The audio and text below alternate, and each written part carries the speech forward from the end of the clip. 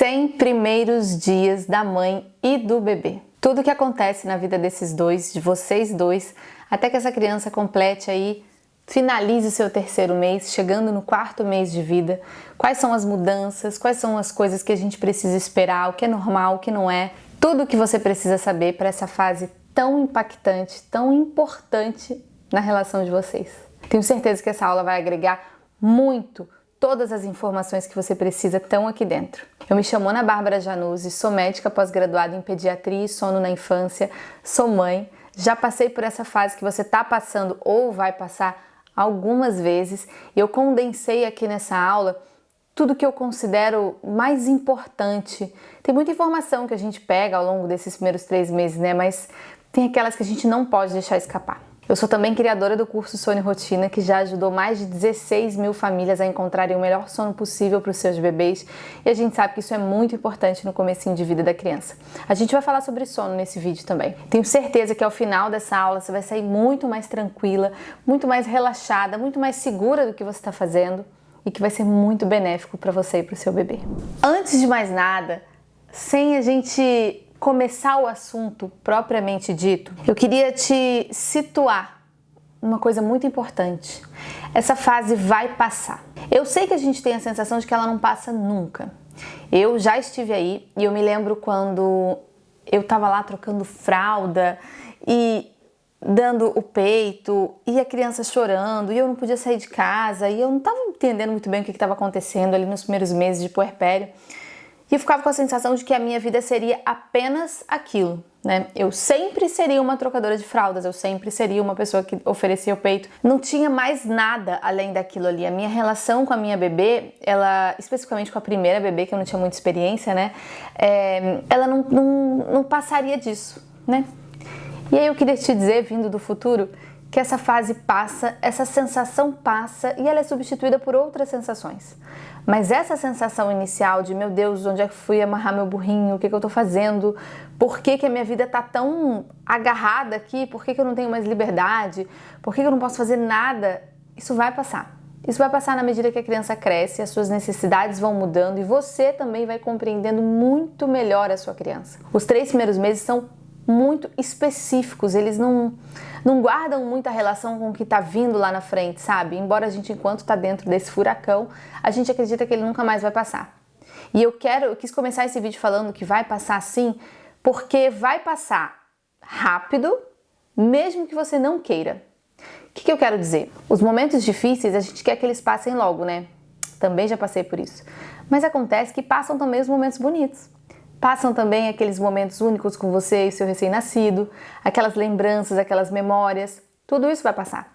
Então, eu te alerto que vai passar no bom sentido de logo vai acabar essa fase difícil e vai passar também no sentido de guarde boas memórias. Sempre que você se lembrar disso, sempre que você estiver numa situação com seu bebê, que ele estiver dormindo, que ele estiver no seu colo, que você estiver andando, que você estiver se sentindo feliz dentro daquela situação, lembra que ela vai passar, para você extrair dela o máximo de felicidade, de boas memórias possível. Agora vamos falar do bebê. A gente vai dividir essa aula entre bebê e mãe, tá? Porque não dá pra gente colocar as coisas separadas, mas também não dá pra gente colocar tudo junto. A título didático a gente vai colocar o primeiro bebê, depois a mãe, mas vocês perceberão que as coisas vão confluindo e mãe e bebê são na verdade uma coisa, não são uma coisa só, mas tem são uma massa que se junta e funciona melhor junto, né? Tanto a mãe sente o bebê e sente as suas necessidades e responde a elas, como o bebê sente a mãe, sente as suas necessidades, as suas demandas, as suas profundas emoções e também responde a elas. A gente percebe isso na prática. Mas agora a gente vai falar do bebê. E o que acontece nesses primeiros 3 meses da criança que torna essa fase tão especial em relação às outras? Eu quero te apresentar uma teoria que foi criada por um antropólogo chamado Ashley Montagu e foi difundida por um pediatra chamado Harvey Karp. E é uma teoria muitíssimo interessante que fala sobre os bebês terem nascido antes do momento adequado. O nome dessa teoria é a teoria da esterogestação. Eu vou te explicar aqui qual é a ideia dela. Nós, dentro da nossa evolução, nós passamos de um caminhar quadrúpede, de uma posição quadrúpede para uma posição bípede. A gente fica em cima dos nossos 2 pés. Essa mudança anatômica, dimensional, fez com que a nossa pelve também tivesse uma conformação um pouquinho diferente. Com o passar dos milhares de anos, a nossa pelve foi se ajustando, foi se adaptando. Isso significa, gente, isso é tudo teorizado por eles, tá? Mas faz bastante sentido. Isso significa que no momento do nascimento é preciso que exista uma inteligência e um balanço ali do corpo da mãe e do corpo do bebê para que o bebê nasça com o maior desenvolvimento que ele puder, e aqui por desenvolvimento, leia-se também tamanho de cabeça, porque o desenvolvimento cerebral no bebê, ele faz crescer a sua massa cerebral e o seu perímetro cefálico. A gente vê isso nos bebês quando eles nascem. O pediatra mede o perímetro cefálico do bebê para ver se está crescendo. A gente mede assim que o bebê nasce e ele, conforme vai se desenvolvendo, nesse boom de desenvolvimento que acontece tanto dentro da barriga como no primeiro ano, a cabeça vai crescendo. Então é uma negociação entre ele nascer com o maior desenvolvimento que ele puder, mas que passe por essa pelve materna, que agora tem uma outra conformação um pouco menor do que a anterior, sem dificuldades num parto normal. Esse jogo entre as necessidades do bebê de nascer extremamente desenvolvido e as necessidades da mãe de colocar essa criança no mundo sem riscos, ela vai sendo balanceada e faz com que a criança nasça num momento específico da sua vida, que é um momento ainda de imaturidade. Pega os outros mamíferos que você conhece, pega os outros que você quiser, o exemplo que você quiser. Eles nascem e logo, muito rapidamente, dentro do seu ciclo de vida, eles estão andando, estão brincando sozinhos, estão buscando alimento sozinhos, estão interagindo. Os recém-nascidos humanos, não. Um recém-nascido humano, gente, demora 3 meses, às vezes um pouquinho menos, às vezes um pouquinho mais, para conseguir liberar suas vias aéreas com facilidade, no tempo que for necessário, ficar com o pescoço sustentado se for colocado de barriga para baixo. No comecinho, se você colocar ele de barriga para baixo, ele consegue por segundos colocar o rosto para cima e tirar o rosto. O que significa isso? Uma extrema dependência. Para andar, que é igual a fugir do predador, buscar o próprio alimento, se esconder, essas crianças demoram 1 ano e 1 mês, 1 ano e 2 meses. É assim, é uma imaturidade mesmo.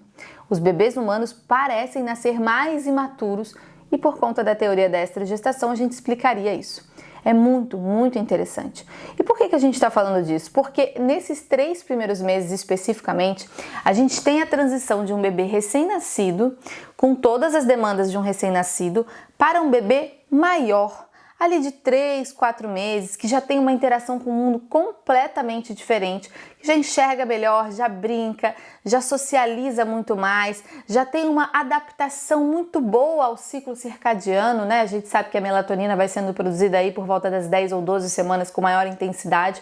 Antes disso, ele vai respondendo aos estímulos ambientais para saber a hora de dormir, a hora de acordar, de uma forma muito inicial. Por isso que eles acordam tantas vezes e dormem tantas vezes ao longo do dia num sono polifásico. Bom, essa hipótese de que o bebê nasce prematuro faz com que a gente tenha esse bebê que tem demandas muito específicas.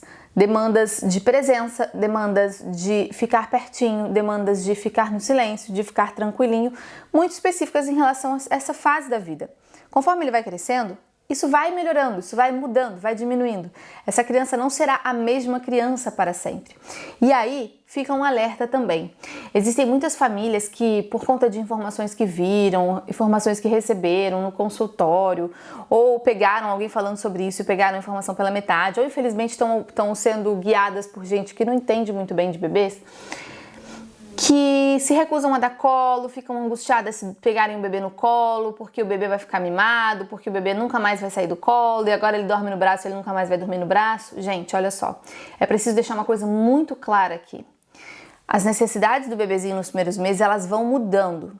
Então, se a criança tem uma necessidade extrema, intensa para relaxar, de presença no começo da vida, isso vai diminuindo. Isso ainda existe e a gente tem mais possibilidades de atuação de acordo com o ambiente, de tudo que a gente faz conforme a criança cresce.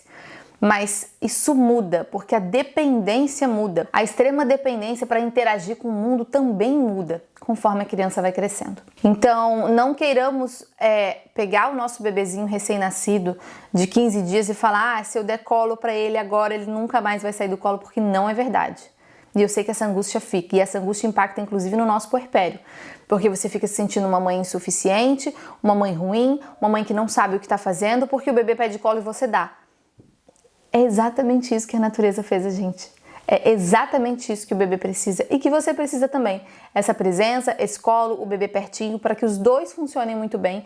E conforme esse bebê vai crescendo, esse vínculo vai se fazendo de outras formas e não vai ser tão necessário ficar com o bebê no colo o tempo todo. Em relação ao desenvolvimento visual desse bebê, a gente tem uma criança que ainda não enxerga muito bem.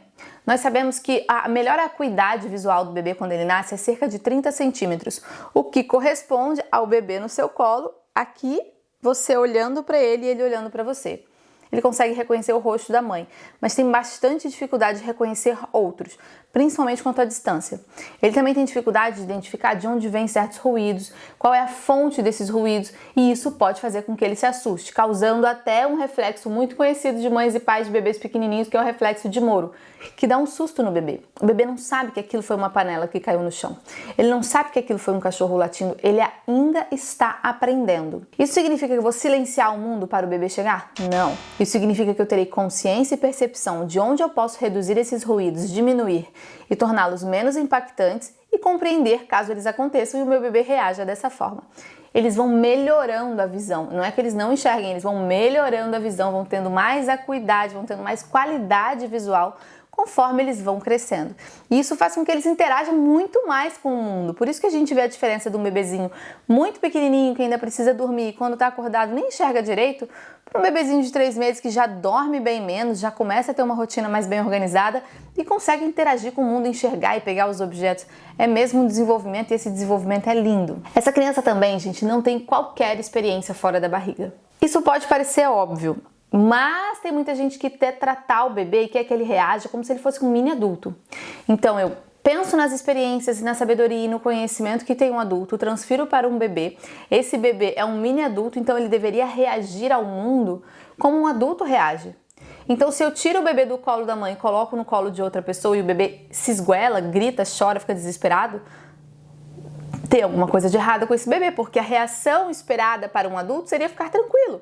Afinal, eu sei que a minha mãe vai voltar, mas o bebê não sabe. Se eu coloco o bebê num ambiente barulhento ou cheio de luz e ele não consegue dormir, e fica muito irritado, poxa, que estranho, porque se ele tiver com sono, ele deveria simplesmente fechar o olho e dormir. Se ele não quer dormir é porque ele não está com sono, tal qual um adulto. Estamos falando de um bebê que precisa de um ambiente tranquilo para dormir e tem uma necessidade de sono muito grande. Então, é preciso cuidado para não tentar transferir o que a gente sabe de funcionamento de um adulto para um bebê. O bebê não é um mini adulto. Ele não tem as necessidades de um mini adulto, ele não tem os conhecimentos de um mini adulto. Ele sim vai se acalmar muito mais agarradinho na figura única que ele conhece, que é a mãe. Até aceita outros colos, é importante que ele aceite os outros colos, mas é esperado que ele tenha esse relaxamento maior quando ele está no colo materno, porque é a única figura que ele conhece. E essa transição para o mundo vai acontecendo pouco a pouco. Quanto mais o pai conversou com o bebê dentro da barriga, quanto mais o pai está presente dentro daqueles primeiros cuidados, mais o bebê vai se relacionando com ele de uma forma extremamente positiva e isso é muito importante. Porque senão também o bebê, quando for pego pelo pai, por exemplo, vai ter dificuldade, vai começar a reagir, vai ter alguma dificuldade ali, porque não reconhece aquela voz, não reconhece aquele cheiro, não reconhece aquele colo. Por isso que essa interação é muito importante e muito rica. Em relação ao desenvolvimento físico desse bebê, a gente sabe que ele tem um reflexo de Moro, já falamos sobre ele, e esse reflexo de Moro pode assustar muita gente. É um reflexo protetor, que faz com que a criança, diante da sensação de queda, ou diante de barulhos intensos, ou de mudanças na sua própria percepção, ou seja, na sua percepção de onde está o seu corpinho em relação ao mundo, como quando, por exemplo, a criança está deitada no sofá ou está deitada no colchão e você senta do lado dela e ela toma um susto, mesmo que você tenha feito isso com todo o silêncio do mundo. Isso pode desencadear o reflexo de Moro, que é quando a criança abre os bracinhos assim, pode ficar muito vermelha e se o reflexo for completo, ela grita desesperada, você não sabe o que aconteceu, parece que um marimbondo picou. Inclusive, da primeira vez que eu vi minha filha ter um reflexo de Moro, já sendo formada, já sabendo tudo que eu sabia, eu achei que ela tinha sido picada por um bicho. Gente, mãe no puerpério é uma tristeza, né? Aí que eu me dei conta, demorei uns 5 segundos para entender o que tá acontecendo, que ela não para de gritar. Me dei conta que eu tava descendo uma escada com ela no colo e essa mudança do degrau para o outro fez com que essa mudança na própria percepção do corpinho dela fizesse com que ela ficasse bastante angustiada. Esse reflexo de Moro faz muitas famílias colocarem o tal charutinho no bebê, Não recomendamos isso de forma para todo mundo. Por quê? Porque geralmente a criança que não usa charutinho para dormir, ela logo se habituou ao reflexo e segue dormindo bem. O charutinho tem alguns riscos. Tem inclusive o aumento do risco da síndrome de morte súbita do lactente se ele se soltar. Tem aumento do risco da displasia de quadril se ele não liberar o quadril da criança. Nós não recomendamos o uso de charutinho. Conversa com o teu pediatra para você decidir o que você vai fazer, tá? Mas o reflexo de Moro, ele está presente no desenvolvimento do seu bebê, sim. Além disso, ele tem um estômago minúsculo, às vezes do tamanho de uma noz. Isso faz com que ele precise mamar, eventualmente a cada hora ou hora e meia. Eu sei que isso é muito exaustivo. Eu já estive aí no seu lugar, com a sensação de que a única coisa que eu estava fazendo da minha vida era amamentar um bebê e eu não queria mais aquilo. Mas isso também passa. Hoje eu posso dizer com toda certeza que passa e passa até rápido quando a gente coloca numa perspectiva de mais anos passando, de crianças que vão crescendo de fato. Vai passar, o seu bebê vai parar de precisar mamar a cada hora, mas nesse período é normal. Ele não está mal acostumado, ele não é viciado, o seu leite não é fraco. Se o seu bebê estiver ganhando peso adequadamente, está tudo dentro do esperado, que é o bebê precisar mamar. Tanto porque o seu estômago é pequenininho, como o mamar para ele também, o amamentar, o ficar perto do seio materno, garante proteção, garante segurança, faz com que ele se acalme. Muitos, inclusive, fazem a tal da sucção não nutritiva, que é ficar um tempão no peito, relaxando. Isso é esperado para o seu bebê. Por conta do reflexo gastrocólico, esse bebê pode evacuar a cada mamada. Sim, troca de fralda de cocô a cada mamada pode acontecer. Isso não significa diarreia. Na dúvida, consulte seu pediatra, principalmente se mudar alguma coisa em relação ao padrão do bebê. Ou seja, ele sempre fazia cocô uma vez por dia, agora ele está fazendo 7. Isso tem que consultar o pediatra, mas de modo geral ele pode sim evacuar a cada mamada por conta do reflexo gastrocólico. E podem perder algum peso ali nos primeiros dias, na primeira semana. A gente espera no máximo 10% do peso de nascimento, por conta do edema, por conta do mecônio. Então isso também é esperado dentro do desenvolvimento do bebê nesses primeiros dias. E agora vamos falar de choro. Eles podem chorar muito nessa fase. Veja bem, existem alguns estudos que falam a quantidade média de choro dos bebês, alguns apontam 2 horas, outros apontam 2 horas e alguns minutos, mas o fato é que eles podem chorar muito nessa fase. O seu bebê chorar muito não significa que está tudo certo com ele e é apenas parte do desenvolvimento. Para a gente ter certeza disso, precisa investigar coisas como a PLV, refluxo, que são condições bastante prevalentes nessa fase, podem causar muito desconforto e tem tratamento. Muitas vezes comportamental, muitas vezes de alteração de dieta, dependendo de qual delas que a gente está falando, mas tem tratamento. Então, se você tem um bebê que está chorando muito, muito mais do que a média, muito mais do que você imaginava que seria, que você percebe que algo não está bem, ele merece ser avaliado por um profissional que saiba o que está fazendo. Mas mesmo assim, sem o diagnóstico de APLV ou refluxo, o choro pode acontecer. Ele pode acontecer por conta da hora da bruxa, por conta das cólicas, por conta do excesso de estímulos, por conta da fome que não está sendo identificada. Pode acontecer por uma série de coisas. Eu quero falar um pouquinho aqui da hora da bruxa. Se você não sabe o que é, eu tenho certeza que você vai se identificar se o seu bebê já tiver nascido. Dá umas 6 horas, 6h30, na casa de todas as crianças, você não precisa nem olhar o relógio. A criança começa a chorar desesperada. E nada calma. Você bota no peito na calma, você dá colinho na calma, você vai para um lado na calma, você canta música na calma, ela calma um pouquinho, depois ela volta a chorar. Um estresse total, todo mundo fala que aquilo é cólica. Cólica não tem hora para acontecer, tá? Hora da bruxa tem, porque ela se relaciona muito mais a essa pressão de sono, esse acúmulo de adenosina, que é o que está relacionado ao nosso sono, ao longo do dia, mais o excesso de estímulos. E muitas vezes esses estímulos a gente nem consegue mudar, tá, gente? Quando eu falo de excesso de estímulos, são os estímulos do mundo. Lembra, ele só conhecia uma barriga quentinha, escurinha, ele não conhecia muita coisa ali dentro, né? Agora ele está conhecendo o mundo inteiro e tudo isso ao longo de um dia. A criança pode ficar extremamente irritada. Muita gente confunde com cólica porque o choro pode ser muito semelhante, mas as cólicas são um capítulo à parte. E primeiro eu tô falando da hora da bruxa e depois da cólica para dar algumas dicas de cuidado aqui, porque elas andam muito juntas. Quando eu falo de cólica, você pensa no quê? Dor de barriga, não é? Eu tenho certeza que você pensa em contração intestinal, em contração do útero, você pensa em contração de alguma coisa na barriga. E aí quando a gente fala de cólica do bebê, a gente pensa imediatamente que ele está com algum desconforto intestinal. Dispensa isso. Vamos trazer aqui luz para essa informação sobre a cólica. A cólica pode sim ter um componente intestinal, mas ela pode ter, e muitas vezes ele é até mais importante, um componente neurológico, intestino e cérebro. Eu costumo dizer, a gente com o olho esquerdo a gente olha para o intestino, com o olho direito a gente olha para o cérebro, lá no nosso córtex, lá no nosso nossa região occipital, a gente vai juntar essas informações e entender o que está acontecendo. Eu não posso falar de um sem falar do outro. Por quê? Porque nem sempre o bebê está chorando por conta de imaturidade intestinal ou por conta de alguma coisa que você comeu ou por conta de desconforto de gases. Muitas vezes aquele excesso do choro de cólica é por conta de maturidade neurológica mesmo. E aí é tudo que a gente conversou na esterogestação. A necessidade de presença, de ficar num ambiente mais tranquilo, de colo, uso de sling, banho de balde, mas a gente vai falar sobre isso. Em relação à imaturidade intestinal, o que acontece? Quando a criança nasce, ela ainda não tem a sua flora bacteriana, a sua microbiota ali dentro do seu intestino completamente formada. Essa microbiota vai ser formada de acordo com o local que ela nasceu, a via de parto, a forma como ela é alimentada, onde ela mora, quais são os estímulos imunológicos de onde ela mora. Isso tudo vai formando a sua microbiota intestinal. E aí, essa microbiota intestinal vai digerindo mais facilmente ou de forma mais complexa o leite que essa criança está tomando. Então, nos primeiros momentos, sim, é esperado que ela tenha alguma dificuldade ali por conta dessa imaturidade intestinal.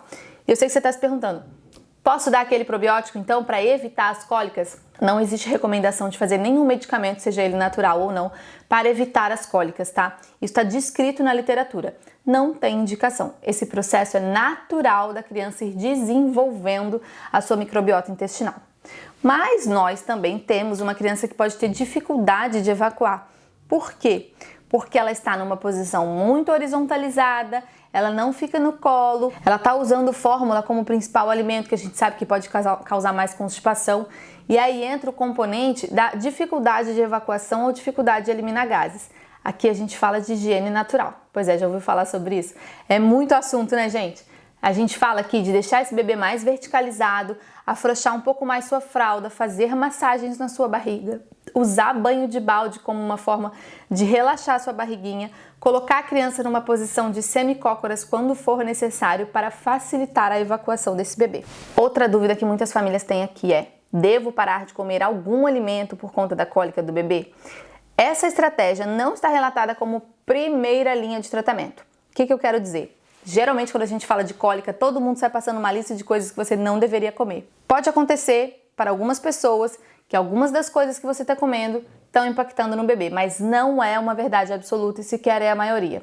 O que a gente faz? Primeiro a gente cuida da cólica com as medidas de primeira linha, que a gente já está falando aqui. Se nada disso funcionar, a gente pode pensar em restrição alimentar, mas não é de todos os alimentos não. É testar um alimento, fazendo um diário alimentar e perceber se tem impacto ou não. Teve impacto? Ótimo. Não teve nenhum impacto? Vamos pular para outro que eu estou desconfiando. Testar esse outro alimento. Senão a gente vai fazer uma dieta extremamente restritiva para a mãe, sem qualquer necessidade real.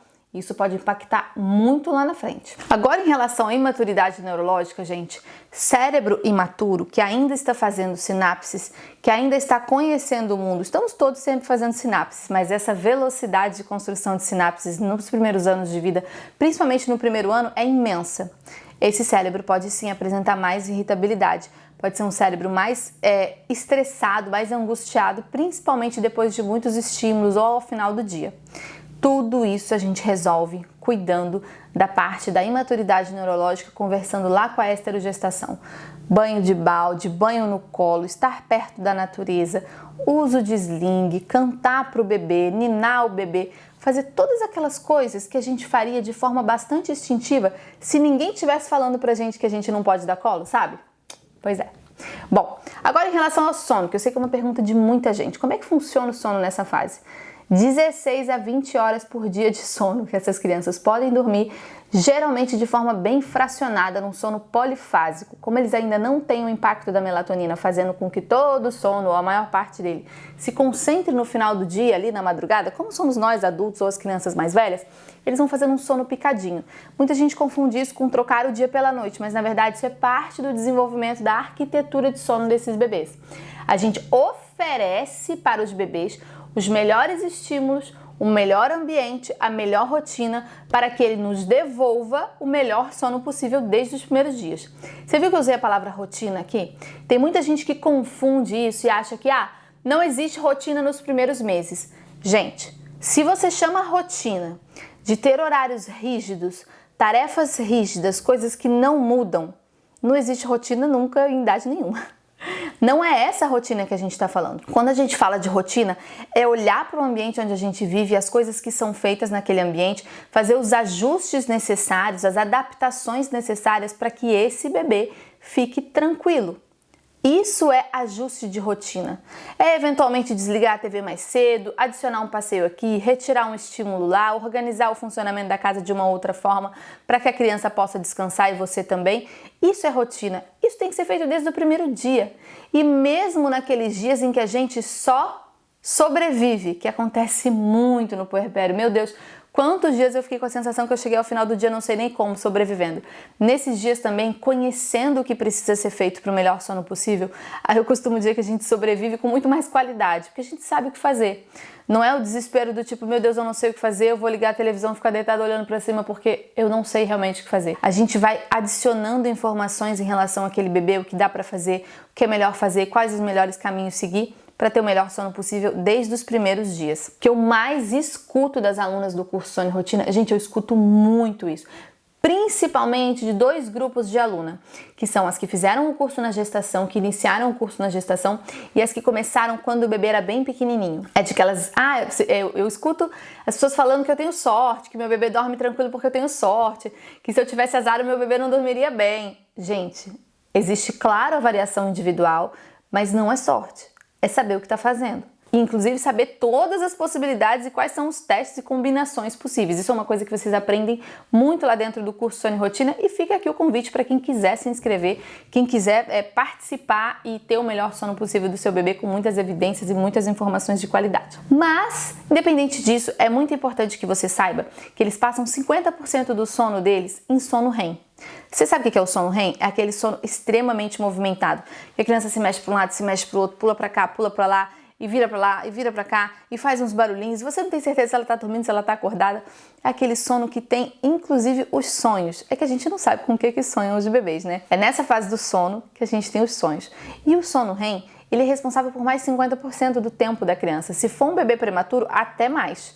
Quando ele vai crescendo, vai se tornando mais adulto, esse sono REM vai chegando aí a 25% do sono total, sendo deslocado para o lado com um aumento da quantidade e do aprofundamento e mudança da arquitetura do nosso sono não REM, que é aquele sono pesadão, reparador, que você fica lá, nada te acorda. Mas é normal que as crianças tenham esse sono mais sensível, mais fácil de despertar e mais movimentado no começo da vida por conta do sono REM. Por isso que é muito importante a gente entender de ambiente, de estímulos, de rotina, porque senão a gente vai lidar com o sono do bebê como a gente lidaria com o sono do adulto. E lidando da mesma forma, o que acontece? Não é um bebê que simplesmente vira e dorme de noite e fica tudo bem. É uma criança que fica extremamente irritada ao longo do dia, que tem mais cólica, mais hora da bruxa, mais irritação, mais efeito vulcânico.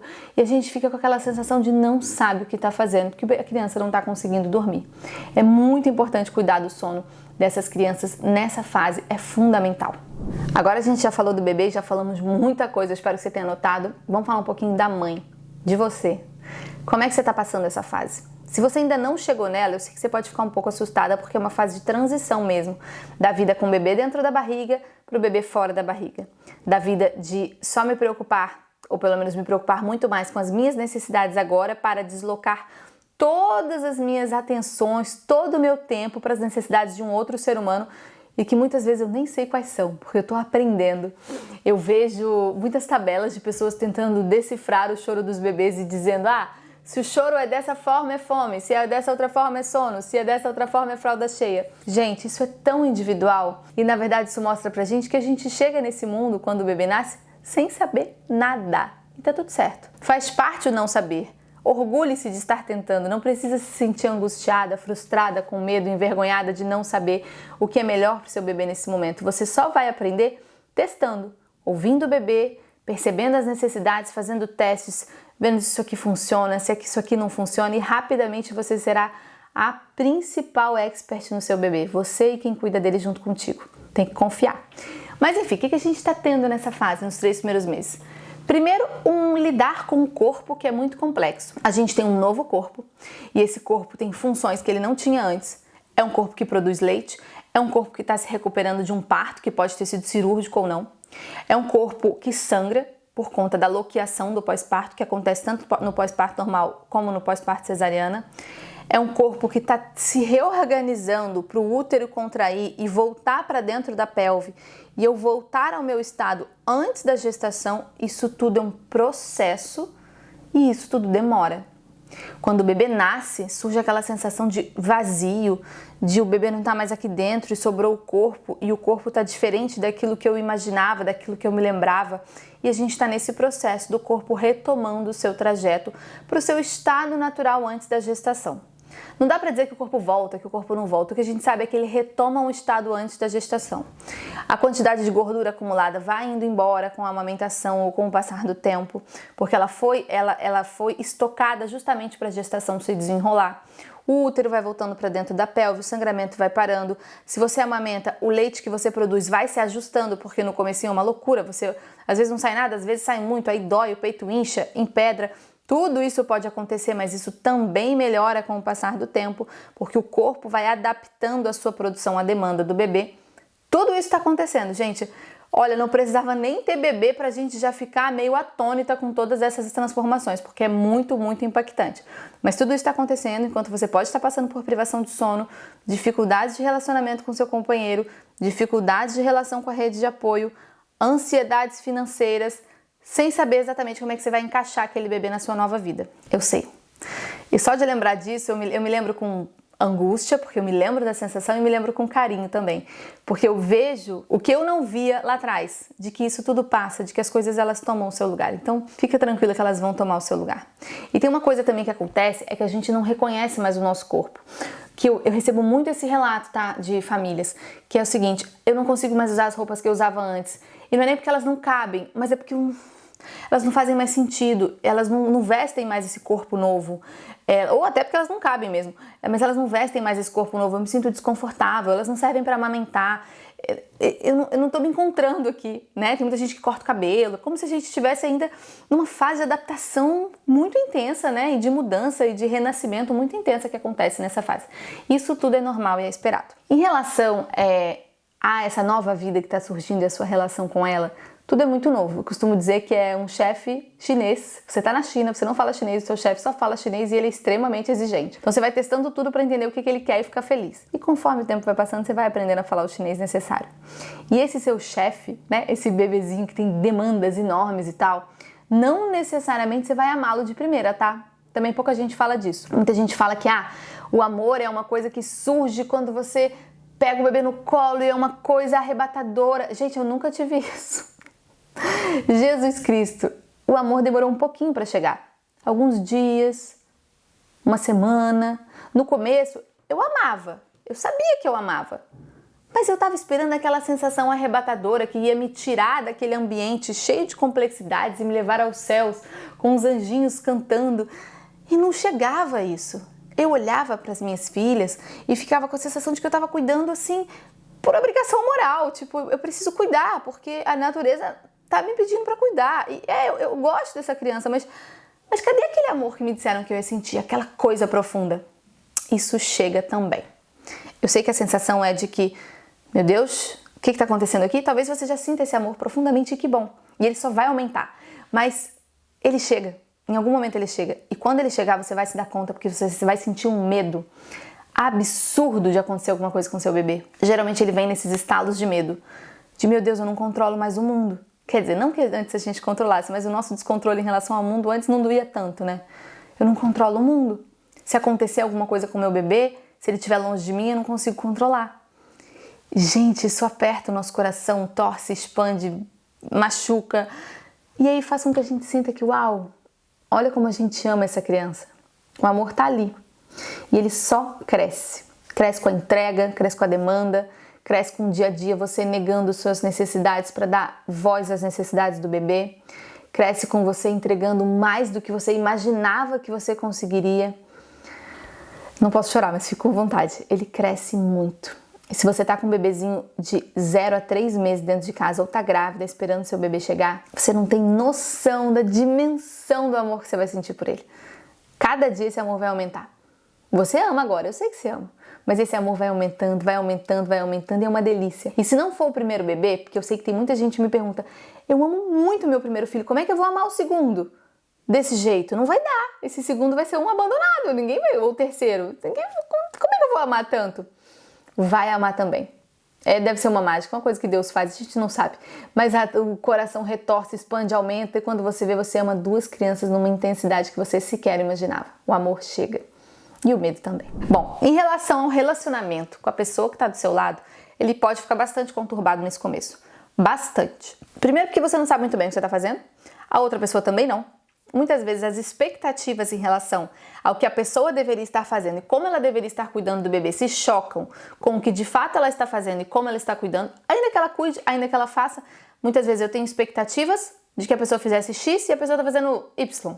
Eu tenho expectativas de que colocasse para dormir de uma certa forma e a pessoa está colocando de outra forma.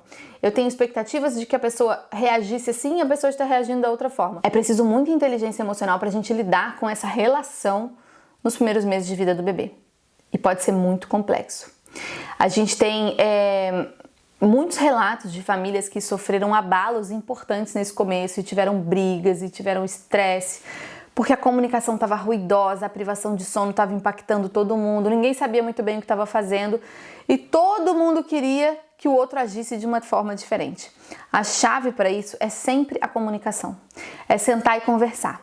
O que você está sentindo, o que está doendo, o que está bom, o que poderia melhorar, por que você acredita que poderia melhorar, quais são os pontos que a pessoa não está vendo e que você está vendo tão profundamente, quais são os pontos que ela está insistindo e que não são mais tão importantes nesse momento, o que é que está acontecendo nessa relação. E olhando sempre com a perspectiva de daqui para frente. Uma das coisas que nos frustra muito quando chegam os bebês é que a gente compara com a nossa vida lá atrás. Então eu comparo isso com sem companheiro, companheira, enfim, eu comparo com a minha vida pré-filhos, em que eu não tinha as demandas de uma outra pessoa o tempo todo, em que eu não tinha privação de sono, às vezes só por causa das baladas, em que eu não tinha toda essa necessidade de cuidar de alguém, a exaustão que isso traz. E aí eu comparo a minha realidade hoje com a minha realidade lá de trás, e aquela parece tão glamurosa. São realidades diferentes. E qualquer mudança que a gente fizer nessa realidade de agora não vai incluir enfiar os filhos dentro da gaveta e voltar para a vida anterior, né, gente? Então daqui pra frente, como é que a gente melhora essa realidade hoje? Essa que a gente tá, onde a gente botou o nosso pezinho, onde a gente amarrou o nosso burrinho. Não é olhar pra trás, mas você me levava pra jantar, mas você era romântico, mas você fazia comida, mas você me trazia o café da manhã, ou qualquer outra coisa que acontecesse e que acontecia no meu relacionamento também e que muda. E se eu ficar me apegando àquilo que falta, eu, na verdade, vou me desapegar àquilo que eu posso mudar, que é, daqui pra frente, como é que a gente pode impactar de forma positiva essa relação. Gente, é preciso trabalhar muito nisso, viu? Muito, porque é uma das coisas mais profundamente impactantes na chegada de um bebê é a relação das duas pessoas que estão ali cuidando dele. E também a dificuldade com a relação da rede de apoio, aquelas pessoas que estão ao redor, que nos ajudam, ou às vezes só palpitam, ou às vezes ajudam e palpitam, e que às vezes ultrapassam fronteiras que a gente não gostaria que elas ultrapassassem, e que fazem com que eu me sinta menos mãe, ou que eu não saiba o que eu estou fazendo. Essa dificuldade de relação também pode acontecer, e ela também se resolve com muita conversa franca, cuidadosa, mas franca, em relação a limites, em relação a necessidades, em relação às sensações e a emoções. E isso é importante que aconteça. Depois me conta lá se você está tendo dificuldade com a sua rede de apoio, porque isso é uma constante. Isso é uma constante na vida de todas as famílias. Graças a Deus que nós temos a rede de apoio quando ela aparece, quando ela existe, quando ela está lá, mas ao mesmo tempo essa rede de apoio pode tentar ocupar espaços, ainda que de forma extremamente inconsciente, muito bem intencionada, que não são muito bem dela, né? E aí falar que a mãe não tem leite, falar que a mãe não consegue amamentar, falar que a mãe não vai conseguir cuidar daquele bebê porque ela não sabe o que está fazendo, passar na frente, tomar certas decisões que não deveriam ser tomadas por outra pessoa que não a mãe e o pai. Isso tudo pode acontecer de forma mais velada, de forma mais escancarada e pode ser profundamente dolorido para quem está ali, tentando cuidar de um bebê, tentando entender essa nova fase da vida. Quanta coisa, né, gente? Falei que o conteúdo era denso. E se eu quisesse abordar cada um desses pontos durante horas dava, porque todos eles dão muito pano pra manga. Mas infelizmente esse vídeo era um vídeo mais curto mesmo, bom, mais curto não, né? Ficou um vídeo longo, mas era um vídeo pra gente condensar tudo isso, para que você saísse daqui com informações que vão te trazer boas reflexões, com informações que vão te trazer boas ações dentro da sua casa e que